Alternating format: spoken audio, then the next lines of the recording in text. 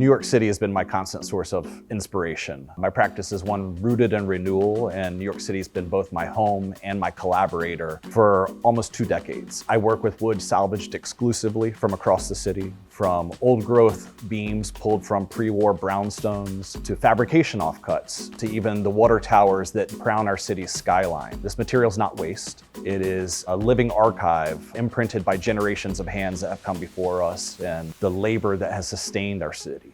My goal is to create work using these overlooked fragments to preserve some of this cultural history that surrounds us every day.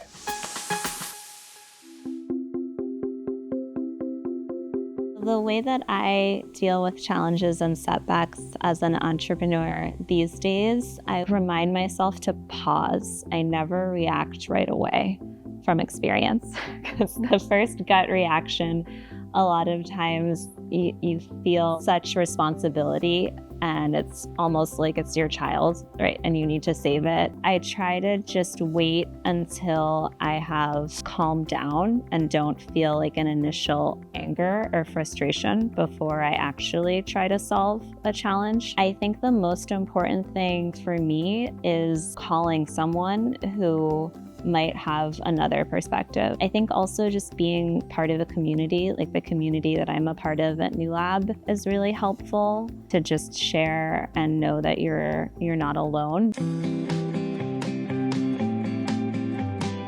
I would really hope that what we're doing with Light and the Light Phone might inspire others to think of other ways that we can be, fighting back against some of these problems that we're seeing with big tech, and understanding that, Kaiwei and myself are just 2 artists and designers that don't have a ton of experience, and we've been able to do this with all of those, sort of standard cliches of hard work, persistence, and just really believing in something deeply. It is possible to do something way bigger than you maybe ever expected.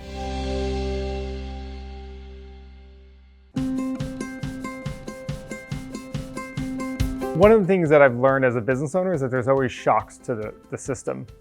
Those shocks often seem insurmountable at the time. There's things like the financial crisis.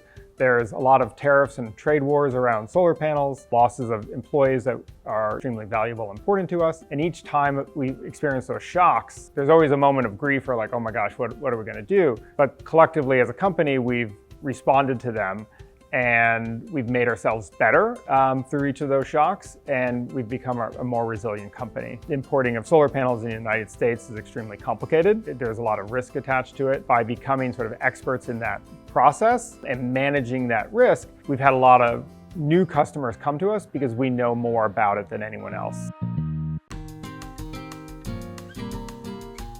A strong influence on my business that isn't quite obvious in some of the pieces that I make is how important sustainability is to me and my practice. All of the pieces that you see are made with architectural salvage stone. So that means that there is no virgin stone in any piece that I cast. And what that means is I'm basically upcycling stone that would have gone to landfill, diverting a ton of waste by creating these beautiful boards and these beautiful pieces. I have a lot of room to grow. Terrazzo, to make it, is a really difficult and challenging process. So I want to iterate and kind of make that a more efficient and easier process.